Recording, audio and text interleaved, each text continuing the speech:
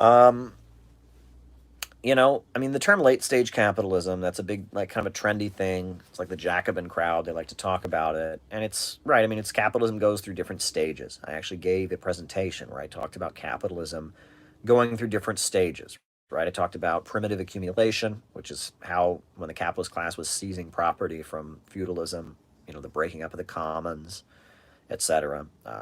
Colonialism, for example, that was primitive accumulation. Then after that, you have industrialization. The Industrial Revolution, basically the development of textile mills and electricity and all of the things that were going on. And then you have the rise of imperialism, where you have the development of a few cartels based in Western countries. Imperialism, where the monopolies of Western countries are seizing control of the global market. The development of the labor aristocracy, and I would argue that we're in stage four. A friend of mine used to call it accumulation through destruction. We're basically, we're in a period where capitalism is remaining in power by destroying things. Right? It's not really advancing productive forces anymore. And even within the homelands, we see deindustrialization. Within the Western countries, there's a drop in the standard of living. Neoliberalism. We're entering a stage of capitalism where essentially capitalists are making profits through destruction. For example, the opioid epidemic, right? You can talk about the opioid epidemic. You can talk about the prison industrial complex. You can talk about the military industrial complex. You can talk about how countries are blown to bits, and it drives up the oil price. And we're in a period where the standard of living in Western countries is dropping. The standard of living in developing countries is dropping, and the capitalists are continuing to reap more profits through nothing but destruction. And it's a lot to do with the computer revolution, and how the computer revolution is eliminating workers, right? Under Marx, in Marx's time, he talked about the alienation of labor, for example. Very big point is that under feudalism, you had craftsmen, and they would make little things, right? And a craftsman, he might make, clothes, right? You might have one individual seamstress who would he or she was a very skilled tailor or seamstress craftsman. They would make their clothing, and every piece of clothing they made had a little bit of their own soul in it. It was theirs, and they made clothes differently than anybody else, right? They would sew it, and it was their unique creation. Now you have garment factories where all these workers are just churning out. It's an assembly line. They're just sewing together those clothes as fast as they possibly can, and there's no soul in it, right? They're alienated from their labor, and no one can look at the garment and say, oh, this was made by, they're alienated from their labor. Workers are reduced from being skilled craftsmen with a soul, who put their soul into every product, and they're made into what Marx calls the appendages of machines, right? The industrial worker is not a craftsman. It's alienated from its labor. It becomes the appendage of a machine. Well, what makes it even more interesting is that in our time, it appears, it appears that machines are being stripped of their appendages. Everything that used to be done by a machine is now, or everything that used to be done by a person is now being done by a machine. Machines can play, do stocks better than people. Machines can play chess better than people, right? I mean, it's amazing how artificial intelligence is basically eliminating people from the process of production. And that then brings us to the point of the very important point of, the fact that Jack Ma, for example, he talked about how we used to work really hard to make people like machines, right? That's generally what the education process was made to do: make people organized, make people obedient, make people like machines, right? We only had machines could only do so much, so you needed certain things to be done by people, but you needed those people to be obedient robotic machines, and that's what our education system was largely about: teaching kids to behave like machines, right? Um, and training kids to be good workers. I mean, I remember, for example, when I was in school growing up, you had to ask permission to go to the bathroom. You could only go to the bathroom, one time in a day, and then that was your time. What were they training kids for? Working in a factory, right? And in a factory, you're on the company time, right? Now in schools that are, kids from the upper classes, the kids, it's like college. They can just get up and go to the bathroom and come back. It's allowed. Well, in schools where they're training people to be factory workers in an industrial town in Ohio, you can only go to the bathroom one time a day because they're training you for the workforce, for an industrial workforce, right? One thing I remember from being in school was if there was nothing to do, the teacher would make up something for you to do, right? It's like, oh, well, everyone finished their work. All right, well, we're all now going to copy out the encyclopedia. And it was busy work. Why would they have that? Well, again, you're on the clock. It's the company time. They're training you for don't waste the company's time. They're not, it's, again, you know what I mean? They're training you for an industrial workforce. And again, I meet people who went to better schools where they're training people to be middle class or capitalists, right? And they don't have those rules. It's a little bit different because they're training you differently. But the way the education system for most of humanity works is they're training you to be a worker, right? A service worker or a factory worker. And they are training you to be like a machine, right? With a machine, you punch the right buttons and the machine goes beep, beep, beep, and does what it's told.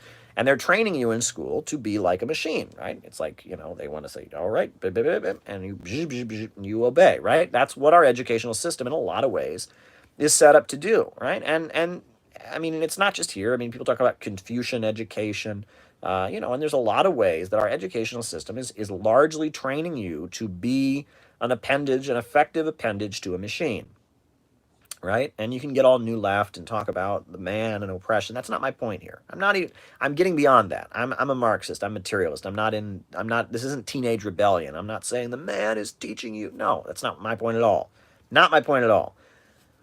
However, it's changing because we're entering a situation where industrial workers are a thing of the past. I mean, they still exist, but it's increasingly becoming a thing of the past, right?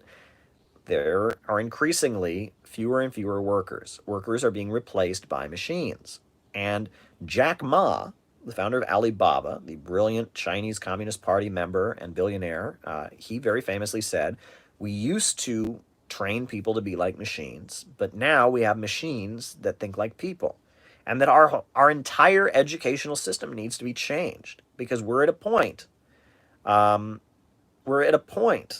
where human beings are needed to do human things. We need more art, right? We need more creativity. We need humans to do things. We need people to be less like machines. That's basically what we need at this point. We need people to be less like machines. We need people to be very creative. And when we train kids and we try to get them to not be creative and to be obedient workers, that doesn't make them very good YouTubers, for example, right?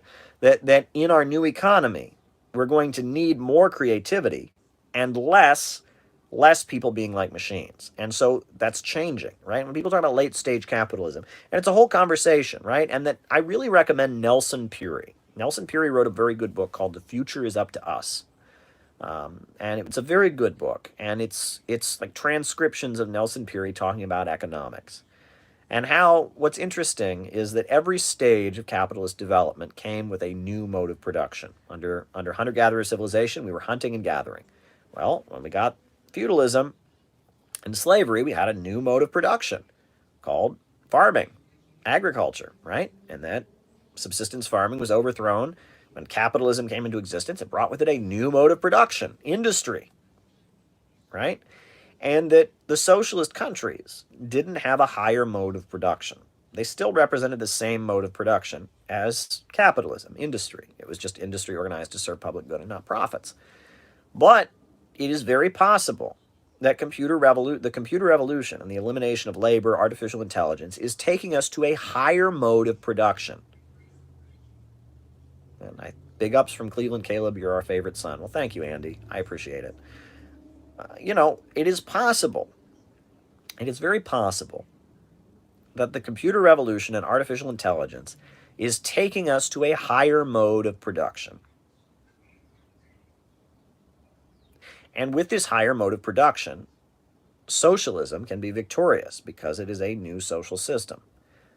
I think that's very interesting, and Nelson Peery puts that forward. And he talks about how during the Cold War, it was a very interesting thought he had, that when he was working in a steel mill in Pittsburgh or some industrial city, he thought, it's weird that socialism, the steel mills work the exact same way. It's the same mode of production. Why are workers under capitalism having the same mode of production as socialism, which is supposed to be a higher mode of production?